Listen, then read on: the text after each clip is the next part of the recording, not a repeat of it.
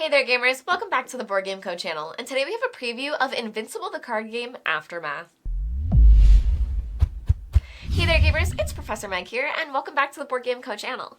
Today we have a preview of Invincible the card game Aftermath by Indie Boards and Cards. Now this is a current GameFound campaign, so you can check out the link down below for everything that they have planned. This is a sponsored video, and this is also a prototype copy in front of me, so all rules, components, things like that are subject to change, but Invincible the card game Aftermath is going to be a standalone cooperative deck building game where players are going to be playing as the classic characters from Invincible, and you're going to be able to play in either one-shot modes or in these different expeditions that you can go on. That's going to be an arc of 4 different chapters where you're playing against 4 different bosses. So you're able to enjoy it like that, and you're also able to mix it with the previous Invincible the card game content. So it is standalone, but you're able to mix them together. But let's jump into what makes this game special. So this is going to be a deck building game, but you are building out your deck by purchasing cards, and then your discard pile, when you need to turn it into your deck, you simply flip it over and continue to draw. So it is in every sense a deck building game where you are gaining cards that you're purchasing, adding them to your discard pile, and then getting them back later, but you know the specific order that these cards are going to be in, meaning that you have an added piece of strategy as to when you're going to draw which cards, and you kind of know everything that's going to happen in what exact order. So it's all about how you use what you know is going to happen to the best of your advantage, because the enemies in these games are going to be very, very strong. They come out strong right out of the gate. Now there is a difficulty level, so you are able to adjust that, but they do provide a hefty challenge for you to be able to face off against these and really feel like a hero at the end of the game.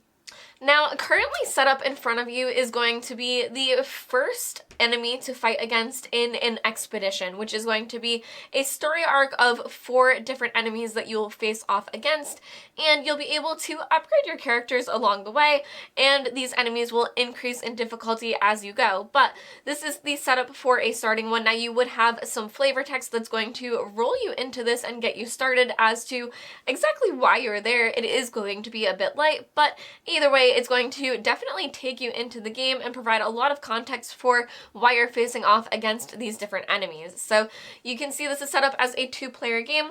We have our enemy here at Doc Seismic. He has his deck, his health dial. He has these different levels that he will go through, which I'll explain later. There are these magma knights that are going to be summoned for him during specific times. And there's also a deck of bystanders that the different heroes are trying to save, because a lot of things are going to interact with these bystanders and if they are completely cleared or not. Because if all of the bystanders have been rescued, you are going to clear this, and that's going to trigger some fun things for the different heroes. Another cool thing to note is that these bystanders do have different abilities, so you're going to trigger different boons as you start saving them. So this is set up for a 2-player game, so you can see there is Invincible in play as well as a Duplicate. Now your normal hand size is going to be 5 cards, so you have a starting hand that you actually put specifically in order on your deck, and then you have your remaining deck of 5 more cards. Now looking at your player board here, you have your health. Each player has 10, and that's really important because once you reach 0, you're exhausted. So you're not actually dead yet, but you are exhausted, and then damage is going to be done to the city instead. It can be very, very bad. Once you hit 0, you are not able to heal, so your health is extremely important, but it's definitely going to be dinged a lot throughout the game from the enemy. There's also your power, which every hero is going to have a special power ability. For example, Invincible's is activate during your main phase, evacuate, which is saving one of these top bystander cards like this. The city powers up, meaning that this token would raise up here. If all clear, deal 3 damage. Now all clear is when all of the bystanders have been saved, so as you can see, he would be able to do 3 damage with his special power once he powers up to this 3. And there are going to be different ways for you to do so. You can always spend 2 of this lightning bolt symbol here to be able to raise this power up. So if when you're playing your cards you wanted to raise that, you would be able to do so. And again, I'll walk you through a turn in a little bit. We're doing the overview first. But you are also able to raise this through other things, perhaps certain cards that you purchase and add to your deck that are going to say when you do a certain thing, raise your power level. So that's going to be really important and cool to use throughout the game. And then you also have your slots, which is the number of weapons that you're able to have out in play. So as you can see, it is different depending on the characters that you're playing as, where Invincible can have 2 in the beginning of the game out in play, and after that he can increase to up to 4, whereas a Duplicate starts with only 1 weapon she's able to have slotted for an attack, but she can have up to 3 in play. Now, before I put this bystander away, just to give you an example of their abilities, you may attack with any player's equipped weapon, increase its damage by 1. So players will have these weapons equipped. I'll walk you through the pace of play of what turns are going to look like, but you can see where this allows someone to basically do an attack and increase the damage that it's doing as well. Now, players aren't only worried about themselves and trying to take out the enemy, there is also the city that they have in play. So as you can see over here, we have the Washington Monument, and it starts off with 28 health. So this is going to be something that is also going to be taking damage, both from the enemy that you're fighting against, as well as once any player has reached 0. So once they are exhausted and they have no health left, any damage that they would take, including excess damage when they hit that 0, will be doubled and then applied to the city. And if the city ever does reach 0 health, that's one way for players to lose the game. Another way for players to lose the game is if all players are exhausted. So as you can see, you could definitely be in a really tight spot, and health is going to be very, very important. And again, just to reiterate, once you're at 0, you cannot heal, but before that you can. So that's going to be extremely important for players to keep an eye on. Now, if you remember, Invincible's ability was the city powers up. That was one of the things that it does. So over here, there is this track where the city is going to be able to power up 2 abilities as well. So the Washington Monument's ability is activate during any player's main phase, deal 3 damage. If all clear, deal an additional 2 damage. So that's the way that the monument is going to be able to do 3 damage at first, and then once all the bystanders have been saved, it's going to be doing 5 damage every time that that reaches the 2 on its power level. So the city is fighting back a bit, and players are able to power it up, but it definitely needs to be protected at all costs. Now, finally, before we get into the pace of play of what the turns are going to look like, players are going to be deck building with different pools of cards. So I'll show you what that looks like in a moment, but you're going to have fuel, tech, and weapons, and you're going to be able to purchase from these different piles. So there are different cards in these piles, which can be really fun, that you're not sure what's going to be underneath and what might get uncovered next. And they're all going to have different costs, but they are sorted by their costs for the most part, besides the techs. So that's going to make it more affordable for you to know in the range of what you're able to purchase. And here you can see those 6 different decks that I was talking about. So up here are the 2 fuel decks, and these are the ones that are a little bit more affordable, where these ones are going to be more expensive. And then you have your tech deck, and the tech deck is actually all tech cards. So some of them can be quite expensive. As you can see, this one is a 6, but this is going to be all of the tech cards. Now there are also weapons, and those are going to have a range in the cost as well, where these are going to be a lower cost, these ones will be a mid-range, and these ones will always cost 7, but they're going to be pretty cool. For example, this one is not holding back. When you buy it, you're able to evacuate. So upon purchasing it, you're able to evacuate a bystander. And then when you have it slotted as a weapon during the attack phase, you're able to deal 6 damage, and if all clear, deal 3 damage. So it could potentially be doing 9 damage, especially if that buy let you evacuate the final bystander in that pile. So these are going to be the different cards that players are going to be purchasing. These ones are going to provide you a more purchasing power and perhaps a little bit extra of something that it's going to do. For example, this one is if all clear, power up. So you'd be able to power up yourself if all the bystanders were saved. But the tech cards are going to provide something a bit unique. So for example, this top one is attack with any player's equipped weapon and return it to their hand. If all clear, increase the damage by 3. But we're going to go through some of the tech cards because they are going to be really unique, where this one is evacuate, or if all clear, the city powers up and any player may destroy a card in their hand or discard pile. So that's pretty cool, where it's useful regardless of how you use it. And here's another example of very intensive care unit. Any player may destroy a card in their hand or discard pile, evacuate. If all clear, any players power up twice. So you can see where they're just really unique and kind of do something a little bit different besides straightforward damage or helping you with purchasing. But another cool thing that the tech cards are going to be able to do is that you're able to overcharge them. And if you do that, you're able to pay for them. You get to do the ability immediately during your turn upon purchasing it, but then you're going to put it to the bottom of the deck instead. So it's a way that you're able to use it immediately, which can be very strong toward the end of the game, especially if you really need something that's helpful, but you don't get to add it to your deck, so that is the cost there. And now to go on to the general pace of play of the game round over round, because you will not be shuffling your decks, you will be playing your cards to your discard pile, using your weapons, adding them to your discard pile, as well as purchasing different things and adding them to your discard pile before flipping it all over and then just drawing within that order. But this deck is going to be shuffled every round because this is going to be the turn order deck.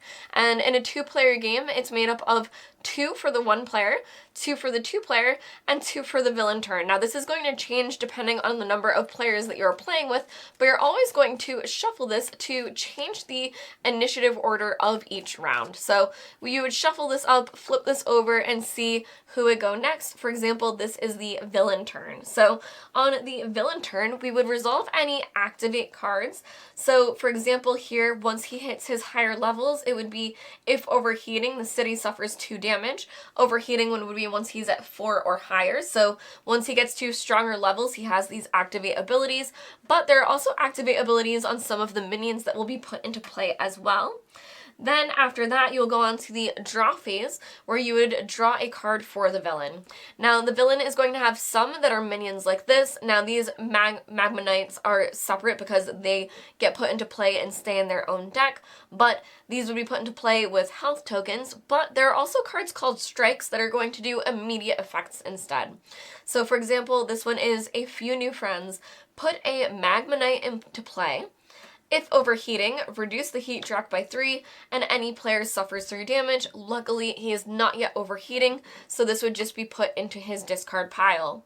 Now, for the villain, he will level up whenever he cycles through his discard pile. So he'll play all of his cards. When there's nothing left to draw, he will shuffle through these, and then he will put these into play. So that's how he is going to level up, and that's another way that players can lose the game, is that if he would go to level up and isn't able to, you also lose, so that it kind of has a time track for you to have to beat the game within a specific amount of time as well.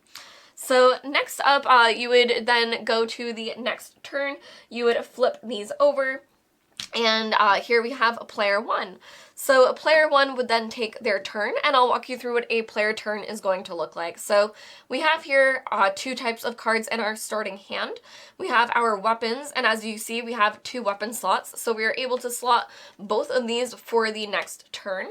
Now, I did have us go straight into our main phase, because in order to attack, you have to already have a weapon slotted and prepped, meaning that on our next turn, we're going to be able to deal 1 damage in this instance and 1 damage in this instance, and hold back if we don't want to do that, but you almost always want to use your weapons. But in this instance, we weren't able to use any weapons the first round because we didn't have any yet slotted into play. Now we do have our fuel. We have 2 determination, which is just going to add 2 for us, but this one is gain 1. The next time you gain a card this turn, power up. So we have 3 now that we are able to purchase with. We might choose to get this earpiece, so we would play these to gain what we need.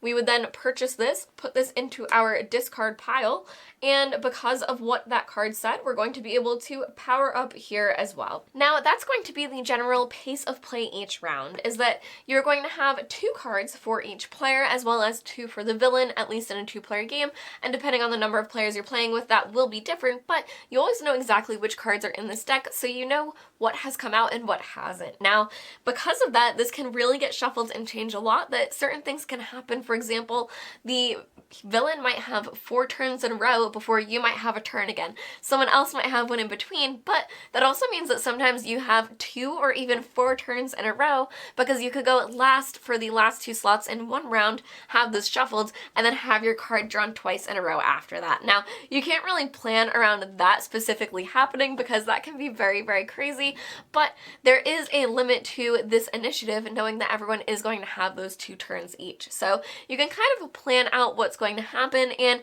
it generally is paced out that you have this give and take of the heroes having turns as well as the villain, but this also helps you plan out with your different weapons that you slot out and the things that you try to do and how you try to order your deck for how it's going to appear to you the next round. Now, there are many heroes that you're able to play as, and each of them feel very unique. That we did take a look at Invincible, but Kate over here has the special ability, activate during your main phase, flip each Kate card face up, resolve each Kate card. So that's going to be something that they power up and work toward, but regardless, Kate has this special set of cards that she works with that she always has in play. So the 3 of them are face up, and on this player's turn, they're able to activate one of them and flip them face down, and once all 3 are flipped face down, you're able to flip them face up again.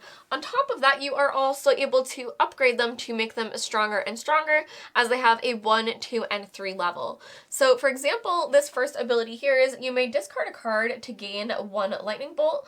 You may discard a card. If you do, any ally gains 1 health, and you may discard a card to deal 1 damage. So you can see where she does specific things, but if we take a look at this aggro Kate, the next one is deal 2 damage, and the next one, and that's without discarding, and the next one is deal 3 damage. You may attack with any player's weapon. So that's not only dealing 3 damage, but additional damage as long as someone has a weapon slotted as well. So that's going to be Kate's special abilities that she's working with. And on top of that, her starting deck is also unique to her as well.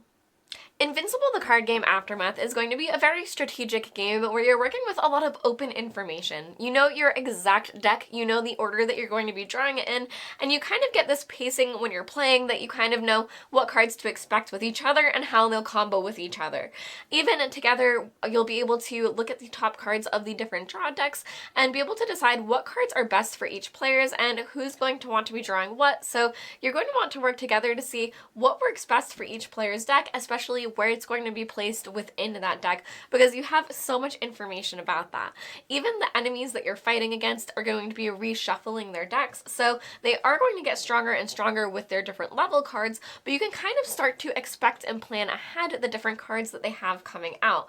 But you also have the city that you need to protect. They have these different powers which are really cool that you'll be able to use, but at the end of the day you have to be sure to protect it, because if it hits 0 health, you are going to be in big trouble. But you also have the bystanders, which I think are a very unique element where you want to try to save them, and saving them gives you this special ability where they're all going to have something unique on each of the cards, but you also have the all clear that triggers that once you have those cards and you're able to empty out that deck, you're not able to evacuate them anymore, so you're not able to get that special ability, but instead you're able to trigger these all clear abilities that feel very, very strong, and it makes you feel more accomplished as a hero. So it does have this give and take where you're able to start hitting back once you have that cleared. But yeah, going through the bystander deck can be very fun depending on who you are able to save.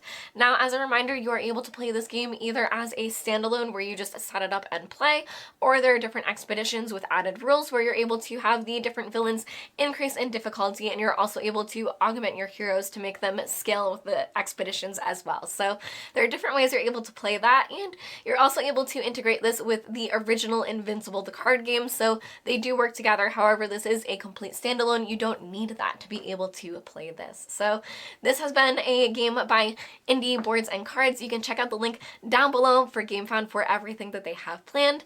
Thank you all for watching the Board Game Co channel. I'm Professor Meg, and I'll see you all next time. Bye!